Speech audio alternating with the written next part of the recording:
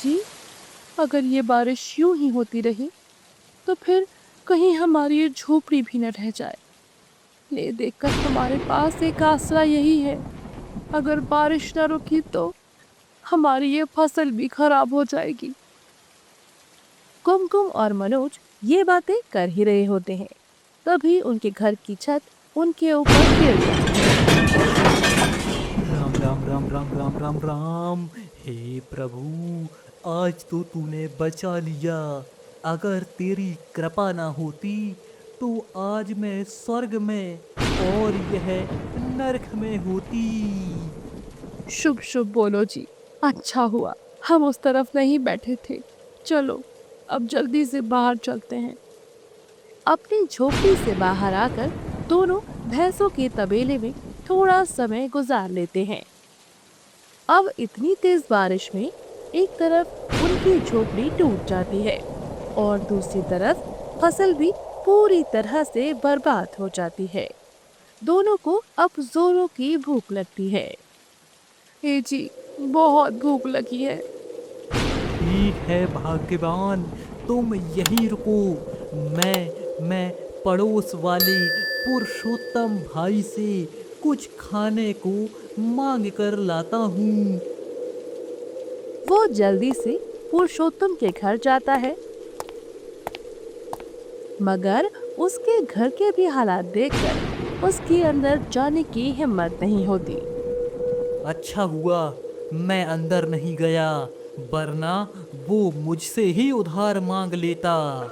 मैं एक काम करता हूँ, जल्दी से पास वाले बगीचे में से जाकर कुछ फल ले आता हूँ। कम से कम कुमकुम की कुछ भूख तो शांत होगी। मनोज पास के बगीचे की ओर चल देता है, जहाँ बहुत सारे पपीते लगे हुए थे। अरे यार, इस बगीचे का मालिक तो कहीं दिखाई ही नहीं दे रहा, और बिना उसकी इजाजत के मैं यह कैसे ले जाऊं? अगर अगर कहीं मैं बिना बताए यह पपीते तोड़ते पकड़ा गया ना, तो लाठियों डंडों से पिटाई ना हो जाए। हे भगवान जी, उस मालिक को जल्दी भेज दो। उसकी ये सभी बातें वहां पर लगे पपीते ने सुनी। तभी उनमें से एक पपीता बोला, तुम्हारी साथ तो सच में कितना बुरा हुआ मनोज। इस बगीचे का कोई मालिक नहीं है, हम सब परी लोक के जादुई पपीते हैं। अरे अरे अरे अरे, बाप रे बाप, भागो भागो। यह कौन बोला, कौन बोला? कहीं यहाँ कोई भूत ऊत तो नहीं है? नहीं नहीं नहीं, मैं जा रहा हूँ, मैं जा रहा हूँ। मुझे कुछ मत करना, कुछ मत करना। ओहो, घबराओ मत, मैंने कहा ना, हम जादुई पपीते हैं और तुम्हारी मदद करना चाहते हैं। मेरी मदद? लेकिन वो कैसे? अपने जादू से। तुम्हें जादुई सोने का पपीता देकर तुम उस सोने के पपीते को गांव के सुनार के पास ले जाकर बेच देना, जिससे तुम्हें अच्छे पैसे मिल जाएंगे। ये कहकर जादुई पपीते ने उसे सोने के पपीते दे दिए, जिसे देख मनोज बहुत खुश हो जाता है। अरे वाह, यह तो सचमुच सोने के पपीते हैं। तुम्हारा बहुत बहुत बहुत शुक्रिया जादुई पपीते। मनोज जल्दी से वो पपीता लेकर गांव के बाजार में जाता है और सुनार के पास जाकर उन्हें अच्छे दामों में बेच देता है। सोने के पपीते बेचकर मुझे कितने अच्छे दाम मिले हैं। अब तो हमारी सारी परेशानियां खत्म हो जाएंगी। और बाकी पैसों से घर बनवा लेता है। फिर एक रोज कुमकुम मनोज से बोलती है, ए जी, आप तो सारा दिन खेत में इतनी मेहनत करते हैं और उसके बाद भी हमारे पास इतनी कमाई नहीं हो पाती। इससे तो अच्छा होता अगर फिर से उस बगीचे में जाकर उस जादुई पपीते से कुछ और सोने के पपीते मांग लीजिए और फिर उससे आप अपना कोई बड़ा रोजगार शुरू करना। वैसे कहती तो तुम ठीक ही हो भाग्यवान।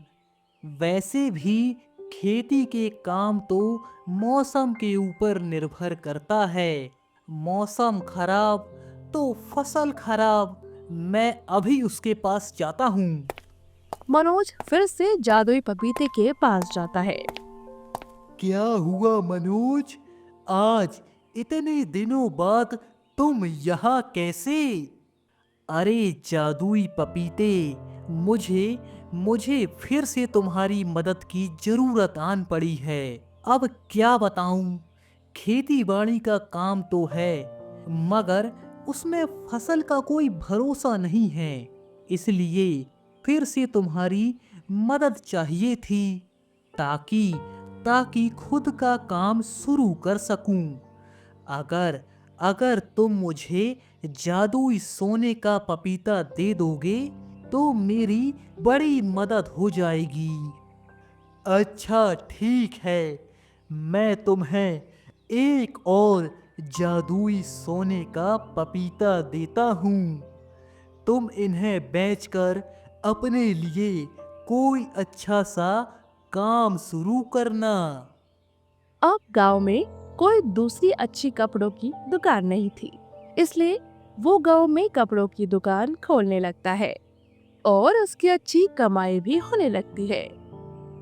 यह देखो, यह देखो कुमकुम, आज पूरे 5,000 की कमाई हो गई।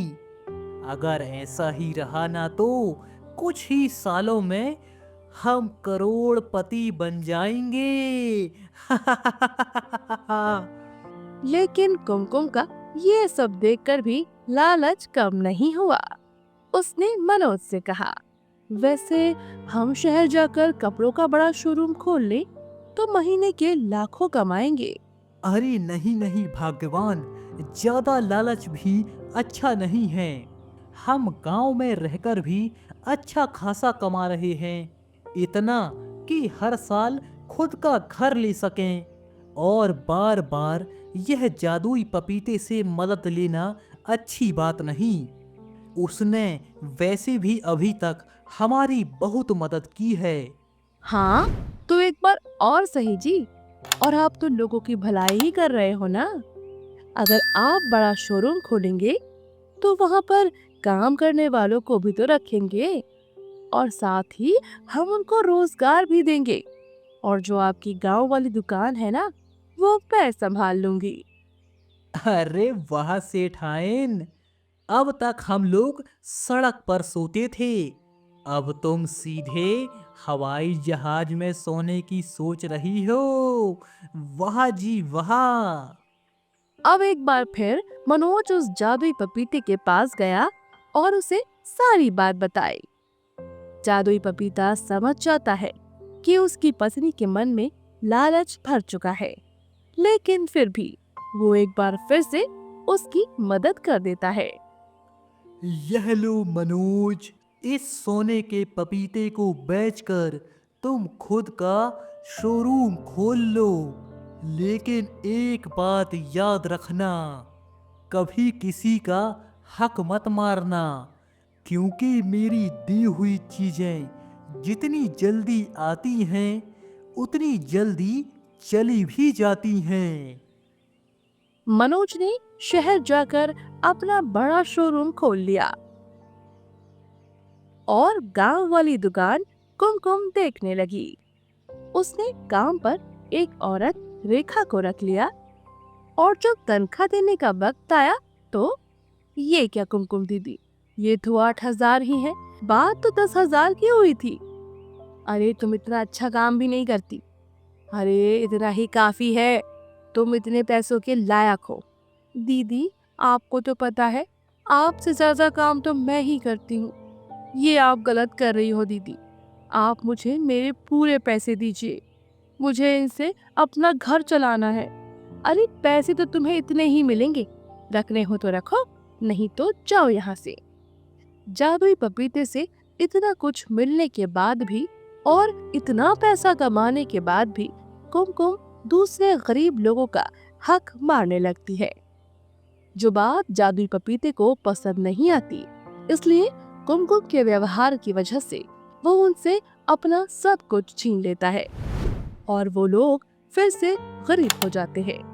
अब कुमकुम और मनोज को अपनी गलती का एहसास होता है, लेकिन तब तक बहुत देर हो चुकी थी।